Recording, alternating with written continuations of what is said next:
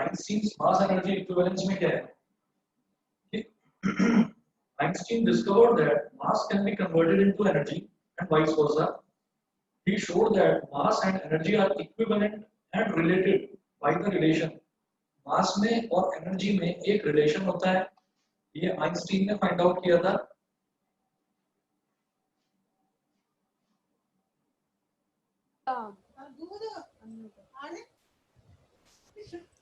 E is equal to mc square. E is equal to mc square. अच्छा, ये हार्दिक के नाम से किसने लॉगिन किया है?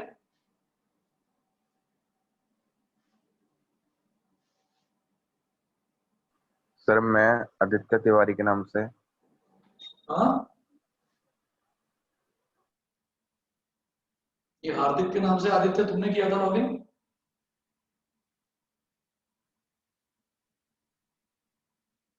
सर मैं ही हूँ सर, आदित्य तिवारी के नाम से। तो अच्छा, चलिए ठीक है।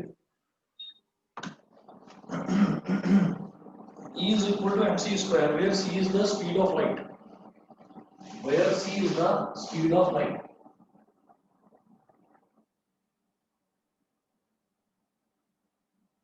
और स्पीड ऑफ लाइट हमको मालूम ही है कितना होता है, 3 into 10 की पावर 8 मीटर पर सेकंड।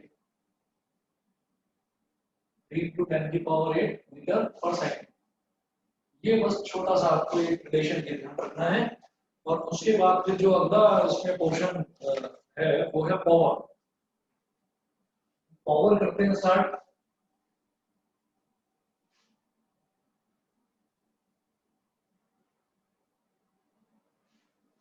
ठीक है, चलिए। पावर में क्या था कि power is defined as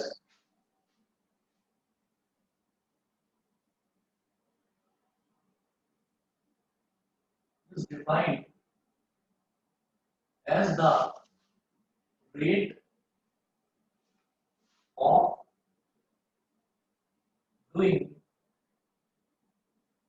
work. Power is defined as the rate of doing work. जो भी हम काम करते हैं, जो भी हम वर्क करते हैं, work done upon time taken. जो रेट की अगर बात होती है ना कहीं पर भी, तो रेट की बात का मतलब ये है कि आपको जिस भी टर्म का रेट निकालना है तो उसको आपको डिवाइड करना है विद रिस्पेक्ट टू टाइम, मतलब टाइम से आपको उसको डिवाइड करना है। तो अगर मैं पावर की बात करूं तो पावर हो जाएगा work done upon time taken. Power is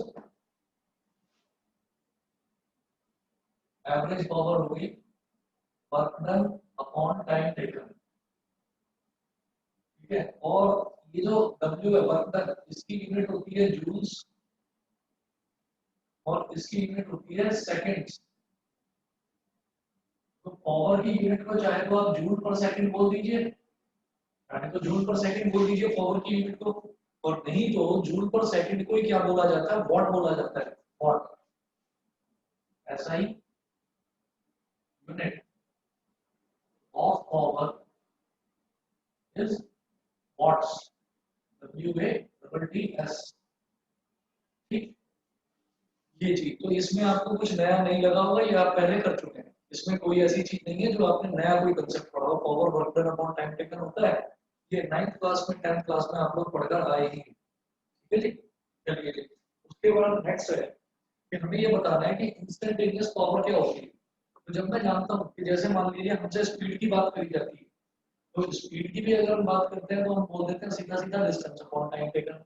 ठीक है, लेकिन अगर इंस्टेंटेनियस स्पीड की बात करी थी तो हमने कहा था कि dx by dt, हमने बोला था कि टाइम के रिस्पेक्ट में पोजीशन को डिफरेंशिएट करिए तो वो मेरे पास आ जाता है इंस्टेंटेनियस स्पीड। ऐसे ही अगर एक्सेलरेशन की बात करी जाती थी तो एक्सेलरेशन में हम ये बोलते थे कि change in velocity upon time taken, है ना। ये हमने छोटी क्लास में पढ़ा था कि change in velocity upon time taken, ये एक्सेलरेशन था। लेकिन अब हमने देखा कि इंस्टेंटेनियस एक्सेलरेशन मतलब किसी एक पर्टिकुलर इंस्टेंट पर अगर एक्सेलरेशन निकालना है तो वो क्या हो जाएगा, dv अपॉन dt, है ना। मतलब वेलोसिटी को टाइम के रिस्पेक्ट में डिफरेंशिएट करना है। उसी तरह से अगर पावर को मुझे किसी एक पर्टिकुलर इंस्टेंट पर निकालना हो कि इस पर्टिकुलर इंस्टेंट पर पावर कितनी है, इंस्टेंटेनियस पावर भी इसी तरह से निकाली जाएगी dw by dt करके। तो वो कैसे करते हैं, हम पहले लिमिट लगाते हैं और उसके बाद में उसको डिफरेंशियल में कन्वर्ट कर देते हैं। देखिए जैसे पावर है उसी तरह से instantaneous power,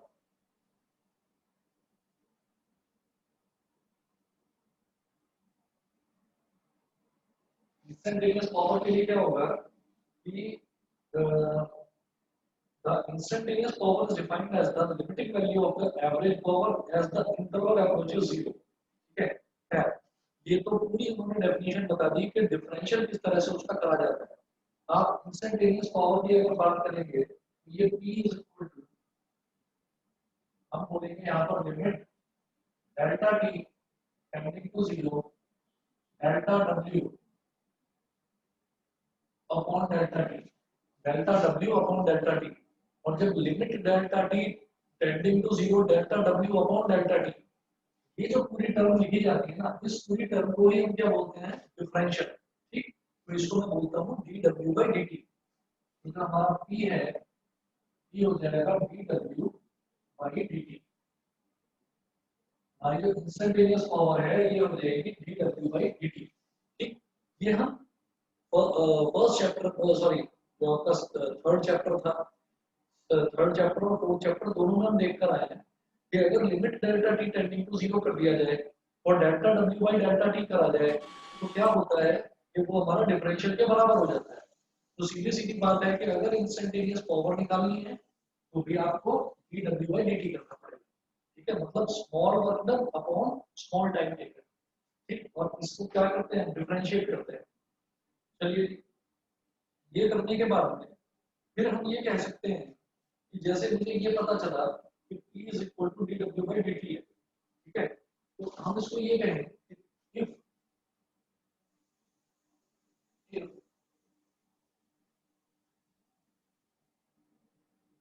small, if the small amount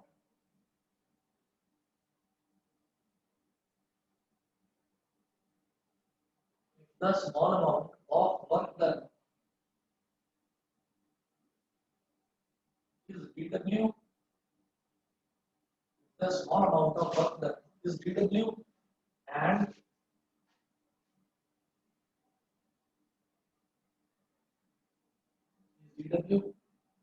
it produces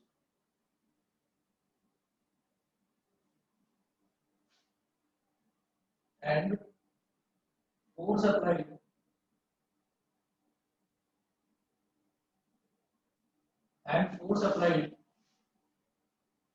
is F vector and it produces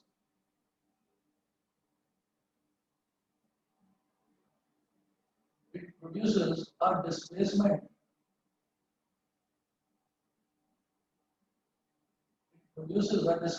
of dr vector। देखिए डिस्प्लेसमेंट जो है वो भी एक वेक्टर क्वांटिटी है, फोर्स जो है फोर्स भी एक वेक्टर क्वांटिटी है, और अब जो मैं वर्क डन निकाल रहा हूँ, वर्क डन एक वेक्टर क्वांटिटी है या नहीं वो आप एक मिनट में समझ जाएंगे। वैसे वर्क डन वेक्टर क्वांटिटी नहीं होती। ठीक है, वो क्यों नहीं होती वो अभी आपको बताता हूँ, क्लियर हो जाएगा सभी बच्चों को। देखिए जैसे मान लीजिए मैंने कहा कि P is equal to d डब्ल्यू बाई डी टी है, तो उसी तरीके से हम ये देख चुके हैं कि हमारा वर्क डन क्या होता है, वर्क डन होता है फोर्स इनटू डिस्प्लेसमेंट। तो अगर मैं थोड़े से वर्क डन की बात कर रहा हूँ यानी कि डीडब्ल्यू की बात कर रहा हूँ, तो फोर्स कितना प्रोवाइड करा, एफ फैक्टर, और डिस्प्लेसमेंट कितना प्रोवाइड करा, डिस्प्लेसमेंट कितना प्रोड्यूस हुआ बॉडी में, dr वेक्टर। तो मेरा जो डीडब्ल्यू है, मेरा डीडब्ल्यू है वो हो जाएगा F factor dot dr vector. होता क्या है कि जब भी मैं डॉट प्रोडक्ट की बात करता हूँ, जो वेक्टर्स में हमने देखा था, जब भी मैं डॉट प्रोडक्ट की बात करता हूँ तो डॉट प्रोडक्ट को हम स्केलर प्रोडक्ट भी बोलते हैं। डॉट प्रोडक्ट को स्केलर प्रोडक्ट इस वजह से बोला जाता है क्योंकि जो डॉट प्रोडक्ट का जो रिजल्ट आता है ना वो वेक्टर नहीं आता, वो एक स्केलर क्वांटिटी होती है। तो जो वर्क डन है, वर्क डन कभी वेक्टर नहीं होता, वर्क डन हमेशा स्केलर होता है, क्योंकि यहाँ पर हम दो वेक्टर्स का डॉट प्रोडक्ट निकाल रहे हैं। तो डॉट प्रोडक्ट का मतलब ये स्केलर क्वांटिटी। तो dw is equal to f vector dot dr vector। अब यहाँ से मैं ये कह सकता हूँ कि पावर कितना निकाला था, इंस्टेंटेनियस पावर, ये था dw by dt, ठीक है। अच्छा, तो ये कितना हो गया, dw की वैल्यू यहां से डालिए f vector dot dr vector upon dt। अब इस f वेक्टर को अलग हटाओ, f वेक्टर डॉट और dt को इसके साथ रखो, dr वेक्टर अपॉन dt, और dr क्या है, small amount of displacement, dt क्या है, स्मॉल अमाउंट ऑफ टाइम। तो डिस्प्लेसमेंट अपॉन टाइम टेकन क्या होता है, वेलोसिटी। तो इसको मैं क्या बोल दूंगा, स्मॉल अमाउंट ऑफ वेलोसिटी। तो p is equal to f vector, p is equal to f vector dot v vector. v vector क्या होता है हमारे पास, जो डिस्प्लेसमेंट अपॉन टाइम टेकन, और यहाँ पर अगर मैं dr अपॉन dt बोल रहा हूँ तो इसका मतलब इंस्टेंटेनियस वेलोसिटी की बात हो रही है। देखिए, हम जो अब तक हम छोटी क्लासेस में पढ़ते आए हैं ना, स्पीड को या वेलोसिटी को, तो वो हमने हमेशा एवरेज स्पीड पढ़ी है या हमने हमेशा एवरेज वेलोसिटी पढ़ी है। लेकिन जब बात करी जाती है इंस्टेंटेनियस स्पीड की या इंस्टेंटेनियस वेलोसिटी की, तो वो आप dv by dt करके वो इसी तरह से आप निकालेंगे कि किसी एक पर्टिकुलर इंस्टेंट पर अगर आपको वेलोसिटी निकालनी है, किसी एक पर्टिकुलर इंस्टेंट पर अगर आपको एक्सेलरेशन निकालना है, तो वो dv by dt होगा। किसी एक पर्टिकुलर इंस्टेंट पर अगर आपको वेलोसिटी निकालनी है, तो वो ds by dt होता है। s क्या होता है, डिस्प्लेसमेंट। तो यहाँ पर उस डिस्प्लेसमेंट को मैंने r वेक्टर से रिप्रेजेंट करा है, क्योंकि ना dr vector displacement dr vector. बताइए जी, सभी को क्लियर है इतना। p is equal to f vector dot v vector, ये क्लियर है हर्ष, बताइए। यस आर डीगा बोलो,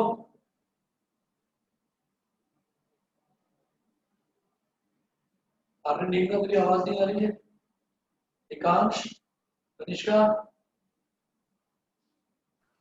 Yes, sir. ऐश्वर्या, यस बताइए। Sir Yes, sir. Clear है। ठीक है, तो ये हमारे पास जो पावर है ना, ये आ गया f vector dot v vector. और अगर मैं सिर्फ पी लिख रहा हूँ, कैपिटल पी लिख रहा हूँ, तो इसका मतलब मैं इंस्टेंटेनियस पावर की बात कर रहा हूँ, ठीक है। और जो हमने अब तक पढ़ा था, जैसे मैंने स्पीड की और वेलोसिटी की बात करी, तो जो हमने अब तक स्पीड और वेलोसिटी पढ़ी थी, वो एवरेज स्पीड और एवरेज वेलोसिटी ही पढ़ी थी। तो अब अगर मैं यहाँ पर नॉर्मली अगर मैं पावर की बात करूँ, तो नॉर्मली मैंने पावर क्या पढ़ा था, work done upon time taken. तो इसका मतलब मैंने वो भी एवरेज पावर पढ़ा था, P average is equal to work done upon time taken। समझ गए ईशान, क्लियर है। यस सर विनायक, समझ, यस सर। ठीक है जी।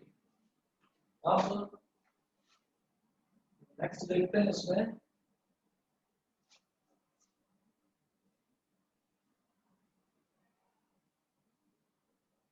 फिर हम एक चीज देख चुके हैं, हम ये चीज देख चुके हैं कि जो ये 10th क्लास में भी आप लोग पढ़कर आए थे, ये कमर्शियल यूनिट होती है पावर की। कमर्शियल यूनिट जो होती है पावर की, उसको हम बोलते हैं किलोवाट आवर। पावर की कमर्शियल यूनिट होती है किलोवाट आवर, और वो किलोवाट हॉर्स पावर नहीं होती, जी, कमर्शियल एंड हॉर्स पावर नहीं होती। हाँ हॉर्स पावर भी होती है, हॉर्स पावर वो हॉर्स पावर भी होती है, किलोवाट आवर भी होती है, और आपका जूल भी होती है, सॉरी जूल पर सेकंड तो होती है, और वॉट भी होती है। तो ये हम एनर्जी की बात कर रहे हैं, commercial unit of electrical energy. ठीक, जरा देखिएगा,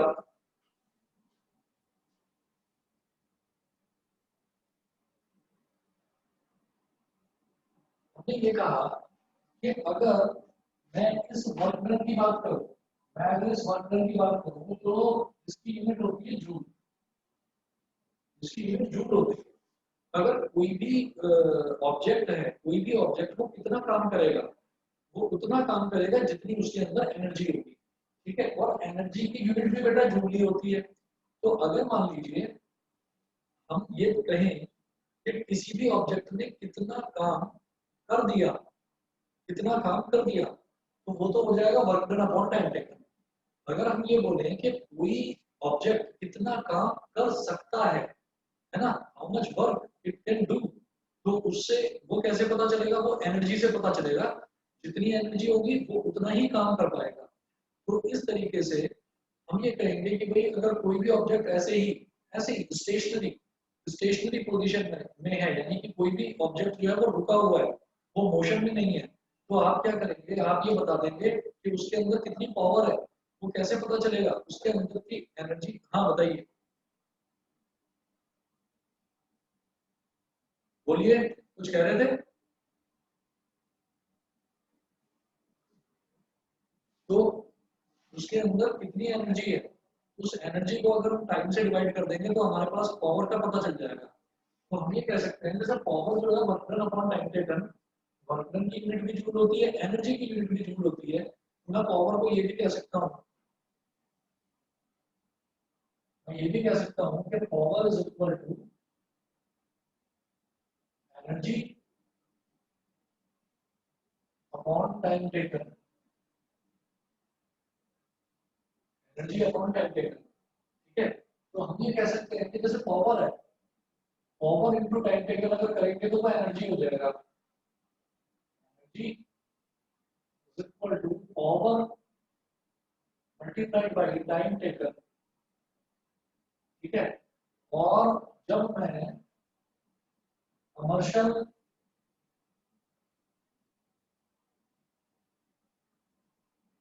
यूनिट ऑफ एनर्जी,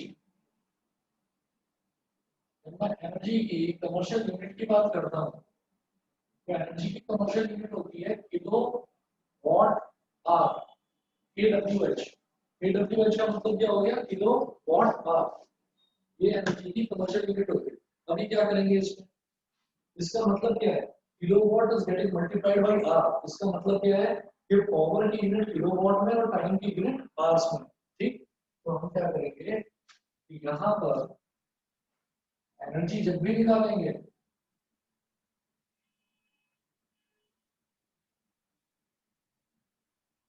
एनर्जी और commercial purpose,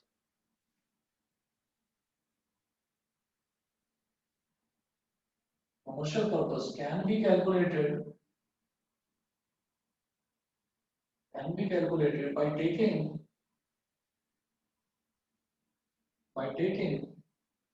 power in kilowatt and time in hours।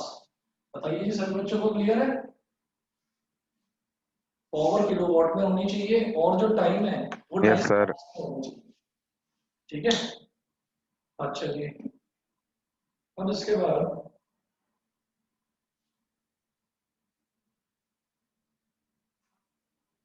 एक क्वेश्चन नोट करिएगा।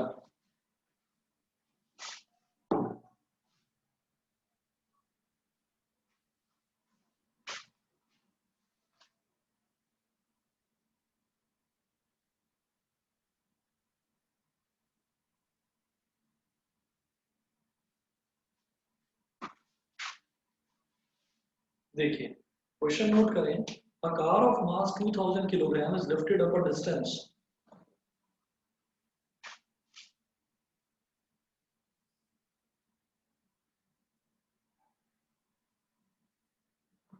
a car of mass 2000 kilogram is lifted up a distance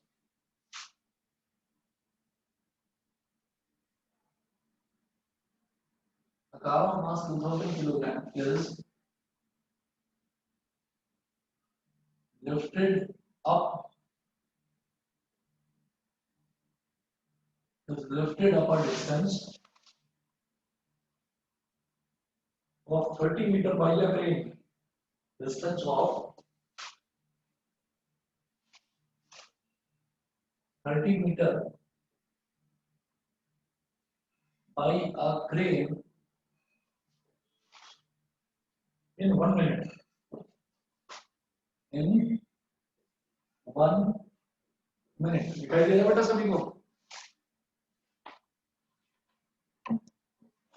1 minute रुकिएगा, ये थोड़ा video blur दिखाई दे रही है ना। Yes A car of mass 2000 kilograms lifted up a distance of 30 meters by a crane in 1 minute, full stop. A second crane does the same job.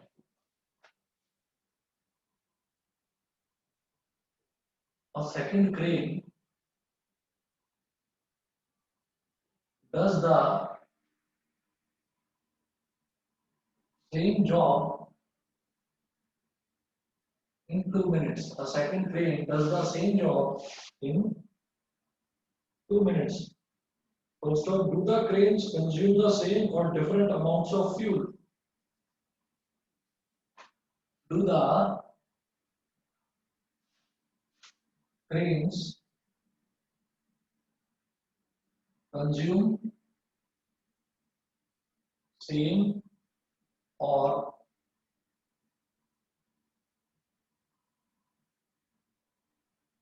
different amounts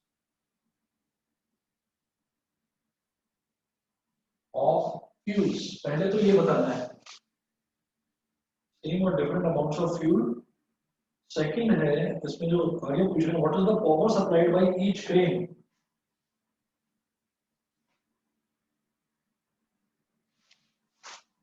What is the power supplied by each crane? Question mark ये हो गया. दूसरा है हाँ बस इतना ही पूछा है और क्वेश्चन जो है ये एनसीईआरटी का क्वेश्चन है. तो देखिएगा इसको देखकर मुझे एक चीज समझ लेनी है कि a car of mass 2000 kilograms is lifted up a distance of 30 meter by a crane in 1 minute. एक क्रेन है उस क्रेन ने क्या करा कि एक कार है 2000 किलोग्राम की उसको ना 30 मीटर ऊपर तक उठाया. 30 मीटर ऊपर तक उठाया और ये करने में उसको कितना टाइम लगा? 1 मिनट का टाइम लगा. ठीक. अब जो दूसरी एक क्रेन है a second crane does the same job. तो ये जो लिखा हुआ है ना सेम जॉब, ये सेम जॉब का मतलब क्या है कि वर्क डन सेम है.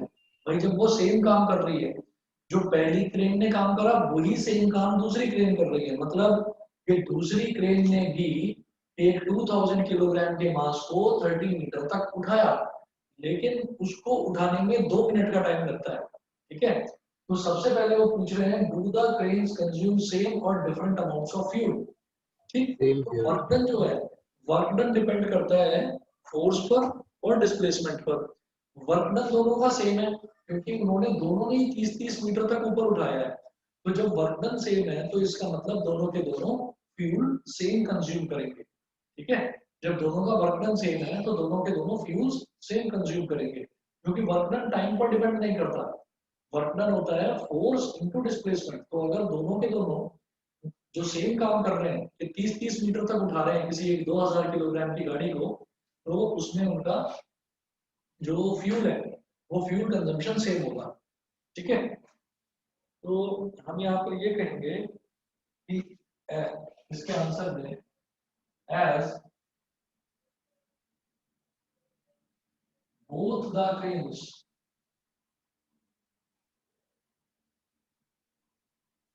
Are doing the same amount of work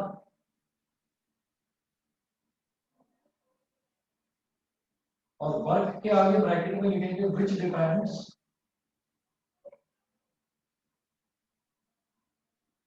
only on force and displacement.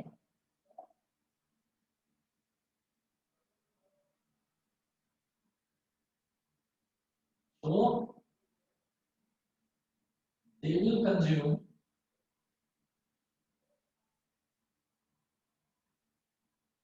same amount. They will consume same amount of fuel. दोनों के दोनों जो है same amount of fuel consume करेंगे. है ना. तो अब एक तो सेम काम को 1 मिनट में कर देता है और एक उसी काम को 2 मिनट में करता है. तो इसका मतलब क्या है जो 1 मिनट में कर रहा है उसके अंदर ज्यादा पावर है और जो 2 मिनट में कर रहा है उसके अंदर कम पावर है, क्योंकि उसको उसी काम को करने में ज्यादा टाइम लग रहा है। ठीक है, तो अब हम क्या करेंगे, इन्होंने जो पूछा है हमसे कि what is the power supplied by each crane, तो पावर निकालते हैं। पावर देखिएगा कैसे निकलेगी।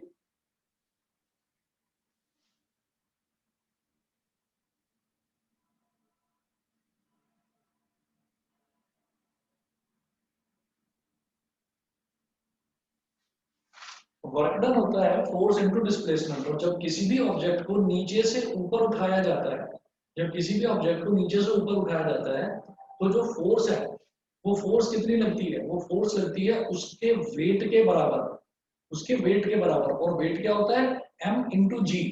तो m इंटू जी तो हो गया फोर्स, और डिस्प्लेसमेंट कितना है 30 मीटर। वर्टिकल केस में हम डिस्प्लेसमेंट को क्या बोल देते हैं, हाइट बोल देते हैं, h बोलते हैं वर्टिकल मोशन के केस में। तो हम यहाँ पर बोलेंगे कि work done in lifting the car, work done in lifting the car is equal to force into displacement, है ना। फोर्स को क्या बोलते हैं यहाँ पर mg वर्टिकल मोशन के केस में, और s को क्या बोल देते हैं, डिस्प्लेसमेंट को बोलते हैं वर्टिकल डिस्प्लेसमेंट, यानी कि वर्टिकल हाइट h। अब मास कितना दे रखा है 2000 किलोग्राम में है, किलोग्राम में ही रहने देंगे, क्योंकि जो SI यूनिट होती है मास की वो किलोग्राम ही होती है। ये हो गया 2000 मल्टीप्लाइड बाई जो g है, एक्सेलरेशन ड्यू टू ग्रेविटी, इसकी वैल्यू अगर दे रखी होती है क्वेश्चन में तब तो मैं 10 लेता, जब नहीं दे रखी होती है तो हम उसको 9.8 लेते हैं। ये हो गया 9.8 मल्टीप्लाइड बाई हाइट कितना है 30 मीटर, 30 पॉइंट गया नीचे आ गया 10, एक जीरो से एक जीरो कैंसिल हो गया, तो ये हो गया 2000 मल्टीप्लाइड बाई 3 8 जा 24, 3 9 जा 27 और 2 29 और 2 4 जा 8, 2 9 जा 18, 1 कैरी, 2 2 जा 4 और 1 5 5 88 और 000 इतना। या फिर आप इसको ये कहें कि 3 जीरो तो ये हो गए, 1 2 3 4 5, तो आप राइट से 5 डिजिट काउंट करके देखिए 5.88 मल्टीप्लाइड बाई 10 की पावर 5, क्या ये वर्क डन निकाल रहे हैं ना, तो वर्क डन हो गया हमारा जूल्स में। बताइए ये क्लियर है वर्क डन, वर्क डन सभी को क्लियर है। Vinayak work done yes sir. Clear है। ध्रुव बताइए वर्क डन समझ में आ गया। Yes sir. इसके बाद देखिएगा हम ये कहेंगे पावर सप्लाइड बाई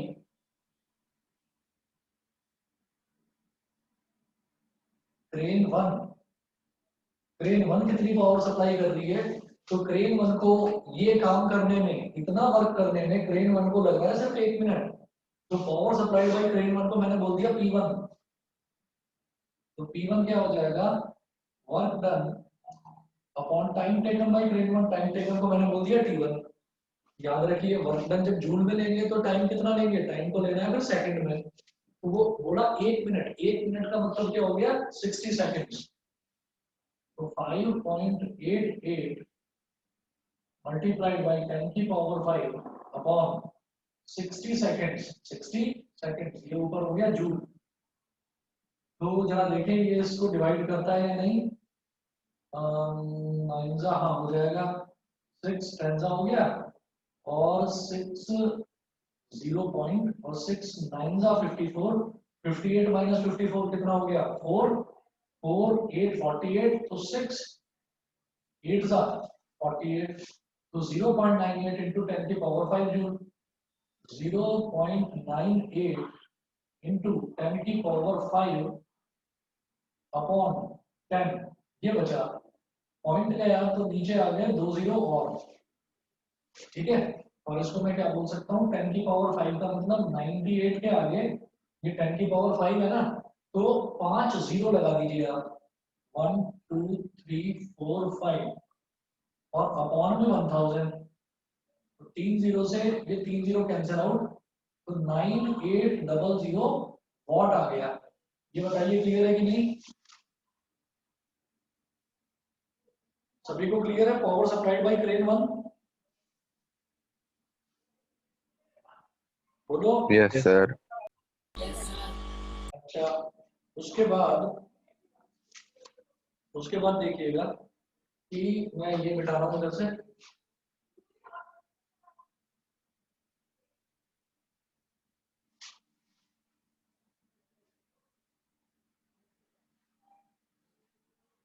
नेक्स्ट देखें। नेक्स्ट इन्होंने बोला power supplied by crane 2, power supplied by crane 2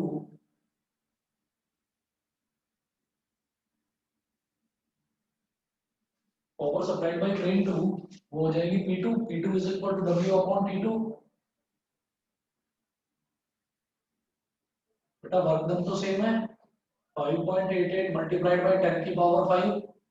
और अब टाइम टेकन कितना है? दूसरी क्रेन को 2 मिनट लग रहे हैं, तो 2 मिनट का मतलब कितने सेकंड हो गए? 120 सेकंड्स। 120 सेकंड्स, ठीक है। अब ये क्या करेंगे, फिर से 6 से डिवाइड करो, क्योंकि 6 से मैंने देखा था पूरी तरह से डिवाइड हो गया था। तो ये ऊपर आ गया 0.98 और नीचे आ गया 20, ये हो गया। और 2 10 20 और ये हो गया 0.49, ठीक है। तो ये आ गया 0.49 मल्टीप्लाइड बाई 10 की पावर 5 अपॉन 10। ये पॉइंट गया तो नीचे 2 जीरो आ गए, ये हो गया 49 10 की पावर 5, मतलब कितने जीरो? 5 zero, 1 2 3 4 5 upon 1000। तो 3 जीरो से 3 जीरो कट गया, 480 वॉट। सभी को क्लियर है? क्लियर है ईशान? Yes, sir. ठीक है जी, Yes, sir. ओके। अब इसके बाद आप ये देखिएगा, मैं नेक्स्ट एक क्वेश्चन लिख रहा हूँ, यहां से ये मिटा रहा हूँ। ये वाला क्वेश्चन भी इंपॉर्टेंट था, एनसीईआरटी का था।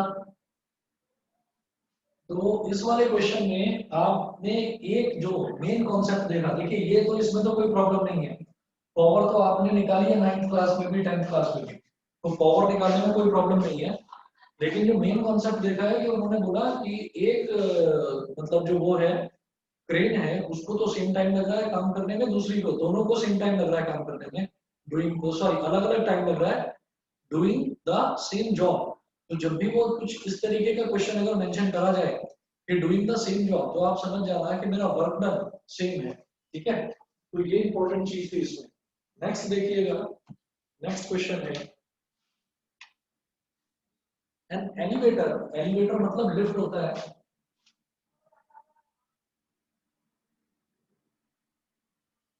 An elevator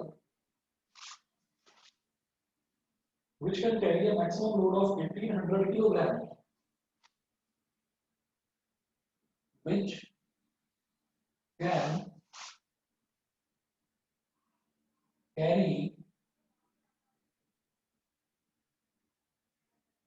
a maximum load of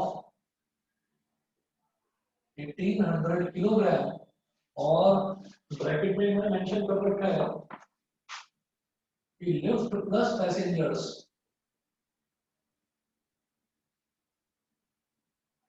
है ना, जो लिफ्ट है और उसके अंदर जो पैसेंजर्स है उनका टोटल वेट 1800 किलोग्राम को उतना लिफ्ट कैरी कर सकती है, एलिवेटर इतना कैरी कर सकता है।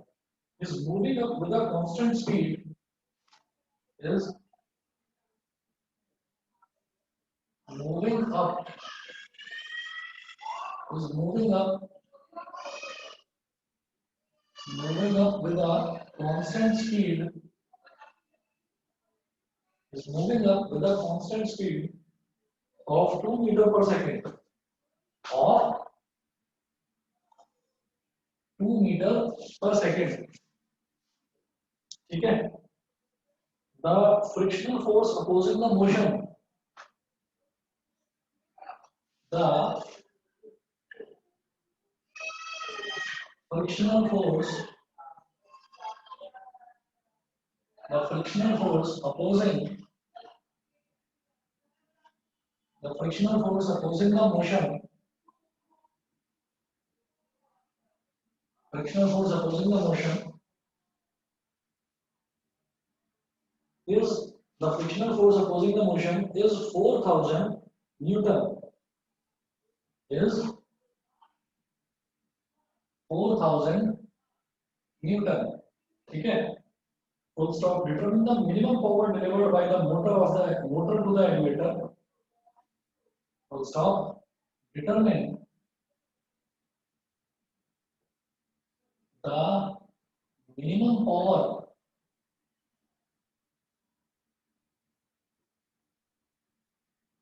delivered.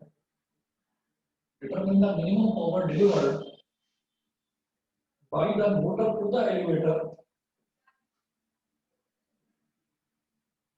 By the motor to the elevator. Elevator in watts. In watts as well as in horsepower. In watts as well as in horsepower. ठीक है? वो पावर पूछ रहे हैं आपको कि पावर आपको वॉट्स में भी निकालनी है और हॉर्स पावर में भी निकालनी है। तो पावर की एक यूनिट हॉर्स पावर होती है, ठीक, उसमें भी कैलकुलेट करना है। तो आप ये देखिएगा, सबसे पहले क्या है कि जो एलिवेटर है वो एलिवेटर क्या कर रहा है, वो एलिवेटर किसी भी ऑब्जेक्ट को नीचे से ऊपर लेकर जा रहा है। नीचे से ऊपर लेकर जा रहा है तो इसका मतलब अगर मैं वर्क डन की बात करूंगा तो वर्क डन क्या हो जाएगा, वर्क डन एक तो हो जाएगा force into displacement. Force into displacement तो हो गया वर्क डन, ठीक। अच्छा, तो जब मैं चाहता हूं कि मैं ये देख लूं कि लिफ्ट और पैसेंजर्स इनका टोटल जो मास है वो तो हो गया 1800 किलोग्राम, ठीक है, 1800 किलोग्राम ये मास हो गया। इस मास में अगर मैं acceleration due to gravity g, small g, अगर उसको मल्टीप्लाई कर दूं तो वो वेट हो जाएगा। वेट क्या है, वेट एक फोर्स ही तो है, डाउनवर्ड फोर्स। तो एक्सेलरेट जो ये एलिवेटर है, इस एलिवेटर को कितना ऊपर फोर्स लगाना पड़ेगा, 1800 किलोग्राम इंटू जी, मतलब इसका जो टोटल वेट है ये तो मास हो गया। जो वेट है उस वेट को ओवरकम करने के लिए वही चीज कि अब जब मैं वर्क डन निकालूंगा तो वर्क डन मेरे पास क्या हो जाएगा, mgh, ठीक है। अच्छा, और दूसरा इन्होंने क्या करा है हमको, इन्होंने हमको एक स्पीड दे रखी है, कांस्टेंट स्पीड है 2 मीटर पर सेकंड, ठीक। और उसके अलावा elevator which can carry the maximum load of vehicle moving with a constant speed of 2 metre per second, the frictional force opposing the motion is 4000 newton, ठीक, ये दे रखा है। और हमें कोई हाइट नहीं दे रखी, तो हम इस केस में क्या करेंगे, जब हाइट हमें कुछ दे नहीं रखी है कि कहां तक पहुंचना है, तो सबसे पहले तो हम एक काम करते हैं, जो फोर्स है पहले तो फोर्स ही निकाल लेते हैं टोटल। तो देखिए फोर्स कैसे निकलेगी, ऐसा होगा,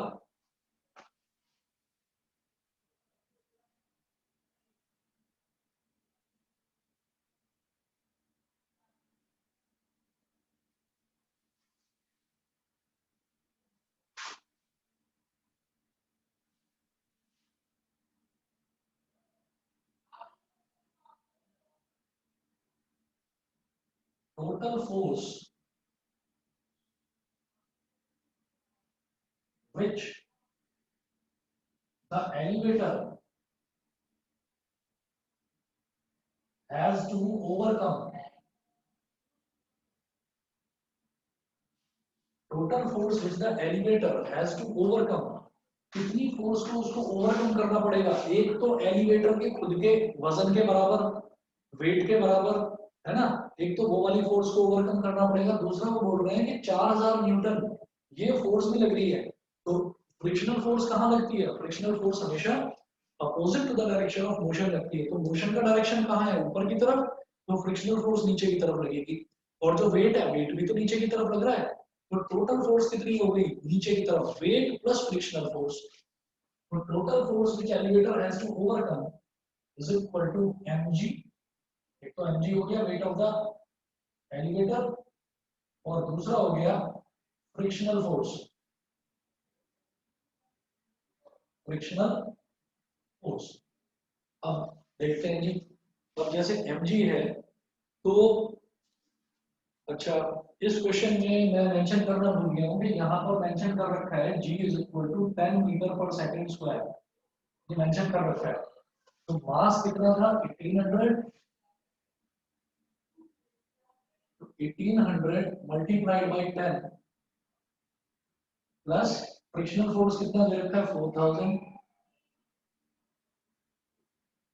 तो ये हो गया 1800 इंटू 10 मतलब 18000 प्लस 4000 कितना हो गया 22,000 न्यूटन। यहां तक बता दीजिए सभी को क्लियर है कि नहीं?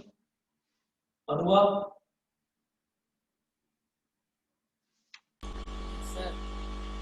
ठीक है, 22,000 आ गया। अब उसके बाद वो बोल रहे हैं कि पावर कितनी होनी चाहिए, मतलब 22,000 न्यूटन फोर्स अगर लिफ्ट लगा पा रही है, इसका मतलब क्या है कि वो जो नीचे फोर्स लग रही है, नीचे जो वेट प्लस फ्रिक्शनल फोर्स नीचे लग रही है वो उसको ओवरकम कर पा रही है, इसका मतलब वो ऊपर चल पा रही है लिफ्ट। ठीक, अच्छा अब मेरे को डिस्टेंस तो दे नहीं रखा, हाइट तो दे नहीं रखी, लेकिन मुझे वेलोसिटी दे रखी है। तो मैं अभी अभी डिराइव कर चुका हूँ कि पावर को फोर्स इंटू वेलोसिटी भी कहा जा सकता है। तो हम क्या करेंगे यहाँ पर, power is equal to force into velocity. Force कितनी है 22,000 मल्टीप्लाइड बाय वेलोसिटी कितनी दे रखी है 2, तो ये कितना हो जाएगा 44,000 वॉट्स।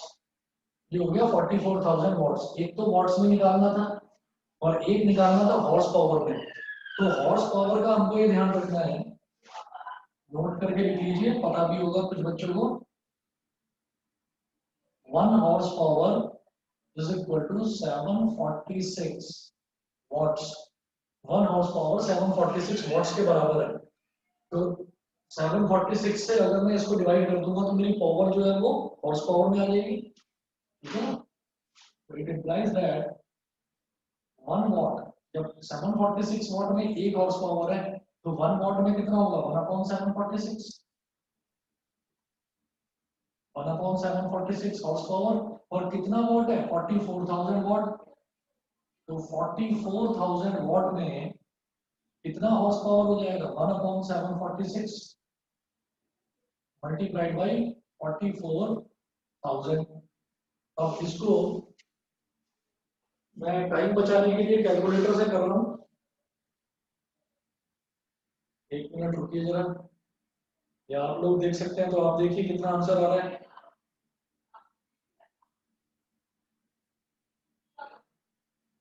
फोर्टी 44,000 को डिवाइड करना है 746 से, कितना आ रहा है ठीक है 44,000 डिवाइडेड बाई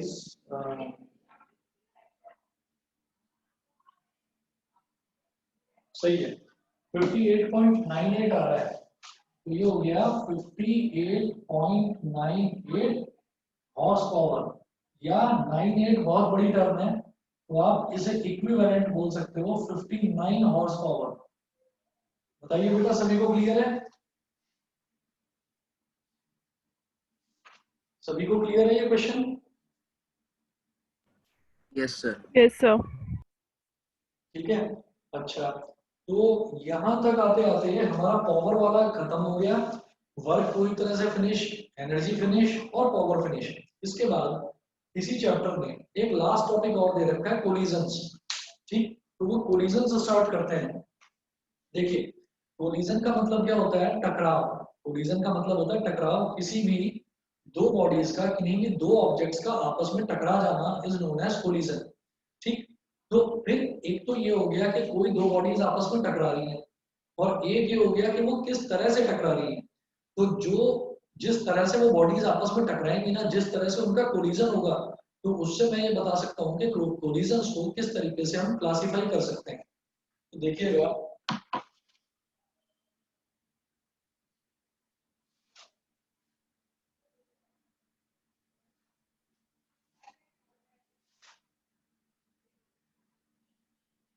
ऐसा होता है कि कोलिजन की जो बेसिक डेफिनेशन है वो जो हमने अब तक पढ़ी उसमें और जो अब बताने वाला हूं उसमें थोड़ा सा एक अंतर है।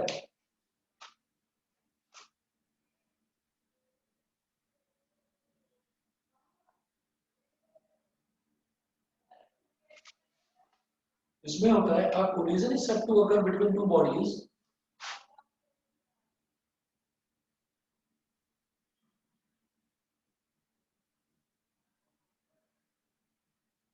a collision is said to occur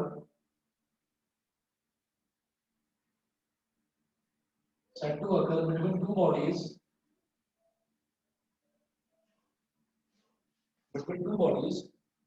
either if they physically collide against each other either if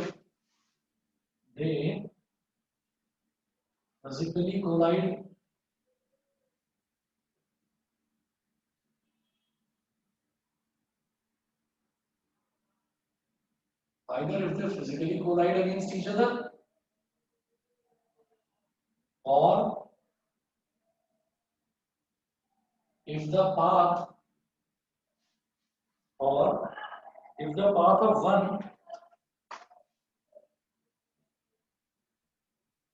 is affected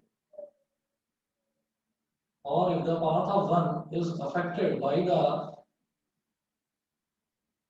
the force exerted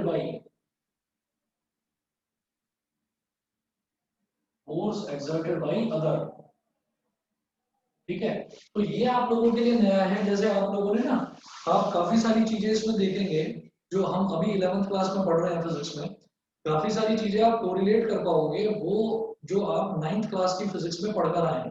तो 9th क्लास की फिजिक्स में आपने देखा होगा कि कोलिजन जो होता है, कोलिजन हम दिखाते हैं कि कोई दो कार्स के बीच में कोलिजन हो गया, एक बुलेट के बीच में और एक ब्लॉक के बीच में कोलिजन हो गया। ठीक, कोई बॉक्सर है, वो बॉक्सिंग कर रहा है, सैंडबैग पर हाथ मार रहा है लगातार अपना, तो उसमें हम कहेंगे कि उसके जो वो बॉक्सिंग कर रहा है तो उसके मुक्के में और जो सैंडबैग है उसके बीच में आपस में कोलिजन हो गया। तो ये तो क्या है कि physically two bodies are coming in contact, लेकिन क्या होता है कि अगर किसी एक का पाथ किसी दूसरे के द्वारा एक्सर्टेड फोर्स से जरा सा भी फर्क पड़ता है उसके पाथ पर, तो हम ये बोलते हैं कि हाँ उस केस में भी कोलिजन हो रहा है। ठीक, तो कोलिजन हमेशा दो बॉडीज के बीच में नहीं होता, कोलिजन हमेशा पाथ और फोर्स के बीच में भी होता है। कैसे? इसका एक एग्जांपल देखिए। फॉर एग्जांपल मेरे पास यहाँ पर एक मैग्नेट है, ये नॉर्थ पोल और ये साउथ पोल, और ये जो मैग्नेट है ये इस तरफ मूव कर रही है। अभी मैंने क्या करा कि ये नॉर्मली मूव कर रही है, इसमें कोई मोटर वगैरह या कोई भी चीज लगी हुई है, उसकी वजह से इसमें व्हील्स भी कनेक्टेड है और ये मैग्नेट आगे की तरफ मूव कर रही है। ठीक है, अब मैंने क्या करा, मैं एक और मैग्नेट इसके पीछे ले आया और उसको इस तरह से रखा कि इधर साउथ पोल है और इधर नॉर्थ पोल है, and again this magnet starts moving in this direction. तो अब क्या होगा कि ये जो साउथ पोल है ये इस साउथ पोल को रिपेल करेगा। तो जिन दोनों के दोनों जो मैग्नेट्स हैं they are not coming in contact, लेकिन क्या है कि ये साउथ पोल इस साउथ पोल को रिपेल करेगा। तो ये वाली जो मैग्नेट है, इस मैग्नेट की थोड़ी सी स्पीड आगे बढ़ जाएगी। वो बढ़ेगी कैसे? क्योंकि यहाँ पर कोलिजन हो रहा है, इसमें इसके पाथ में और इसके फोर्स में, ये फोर्स लगा रहा है रिपल्सिव फोर्स, तो इसके पाथ में और इसके फोर्स में कोलिजन हो रहा है। तो इस वजह से मैं ये बोलूंगा कि इसका जो मोशन है उसके मोशन में फर्क पड़ गया, इसके मोशन में चेंज आ गया। आप समझ गए होंगे, ठीक, कि ये थोड़ा सा इसकी स्पीड जो है वो बढ़ जाएगी। बताइए, मेरी बात क्लियर है सभी को? कोलिजन की डेफिनेशन सभी को क्लियर है? सर आप एक दोबारा बोलिए। बार और बता दीजिए। मैं ये कह रहा हूँ कि या तो क्या होगा, या तो दो बॉडीज आपस में टकरा जाएंगे। फॉर एग्जांपल एक बॉल है और एक दूसरी बॉल है, दोनों की दोनों बॉल्स जो है वो ग्राउंड पे पड़ी हुई है, दोनों बॉल्स जो है वो ग्राउंड पर पड़ी हुई है। ये बॉल इस डायरेक्शन में आ रही है और ये बॉल इस डायरेक्शन में आ रही है, तो दोनों टकराएंगी।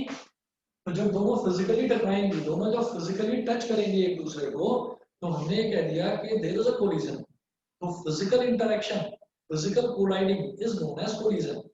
लेकिन उसके अलावा हम ये कहेंगे कि जैसे मान लीजिए ये नॉर्थ पोल और साउथ पोल वाली एक मैग्नेट है, इसके नीचे हमने व्हील्स लगा रखे हैं और मोटर कनेक्ट कर रखी है। वो मोटर व्हील से कनेक्टेड है, इसी तरीके से पीछे एक मैग्नेट है, इसमें भी व्हील्स हैं और व्हील से मोटर कनेक्टेड है, तो दोनों की दोनों मोटर की वजह से दोनों की दोनों चल रही है आगे की तरफ। तो जब ये आगे की तरफ चलेगी तो ये जो पीछे साउथ पोल इसका इस तरफ है, मैंने अरेंजमेंट ऐसा करा है कि साउथ पोल यहाँ रहे इसके साउथ पोल के पास, तो ये साउथ पोल लगातार इसको पुश करता रहेगा। तो ये खुद तो चल ही नहीं है, इसका तो मोशन हो ही रहा है, लेकिन ये वाला जो साउथ पोल है ये इस पर एक रिपल्सिव फोर्स लगाता रहेगा, तो उसकी वजह से इसके मोशन में तेजी आ जाएगी, ये थोड़ा और तेज चलेगी आगे वाली magnet because of the repulsive force exerted by this magnet. बताइए जी, क्लियर है? Yes, sir. ठीक है, तो एक तो ये हो गया हमारा कोलिजन की, तो ये डेफिनेशन हो गई कि सिर्फ कोलाइड करना वो जरूरी नहीं है, कोलाइड करना जरूरी नहीं है, मतलब अगर एक का पाथ दूसरे के दूसरा जो फोर्स लगाता है उससे अफेक्टेड हो रहा है तो भी मैं बोलूंगा कि there is a collision happening.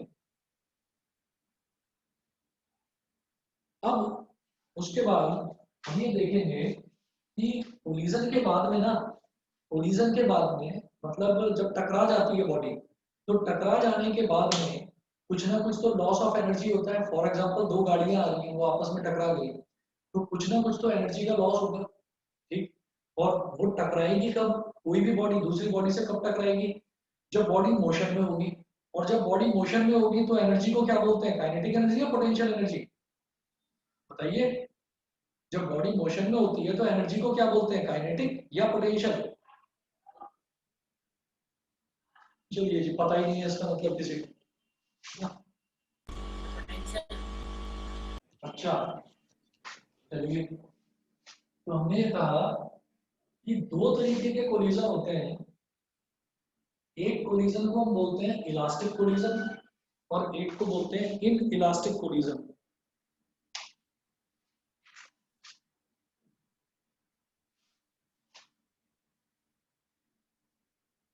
Elastic collision, elastic collision क्या होता है, अगर दो बॉडीज आपस में टकरा जाएं और उनमें कोई काइनेटिक एनर्जी का लॉस ही ना हो, if there is no loss of kinetic energy of the two bodies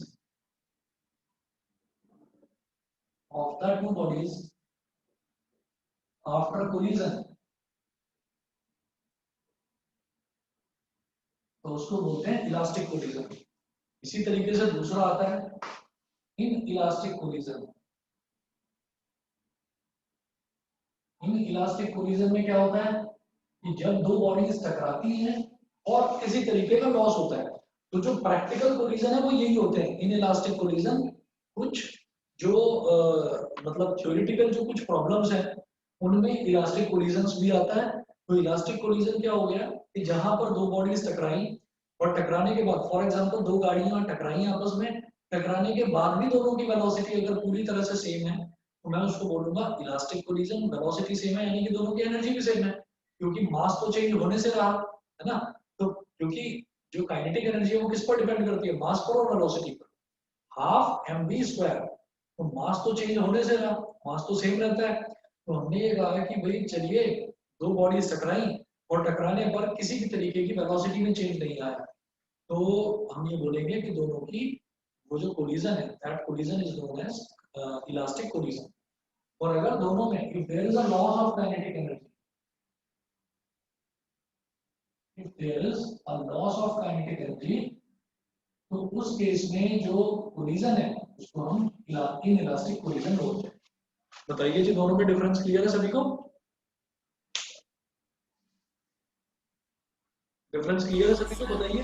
yes sir. तो बस ये जो आपका इसमें है, इसमें इलास्टिसिटी वाला ही आपका टॉपिक बचा हुआ है, ठीक है। तो ये हम करेंगे, हार्डली आप समझ लीजिए कि शायद एक क्लास में या हो सकता है मतलब अगली जो क्लास है, जो दूसरी क्लास है, उसमें पूरा नहीं पढ़ाने की जरूरत पड़ेगी, तो 1 या 1.5 क्लास में ये फिनिश हो जाएगा चैप्टर, ठीक है।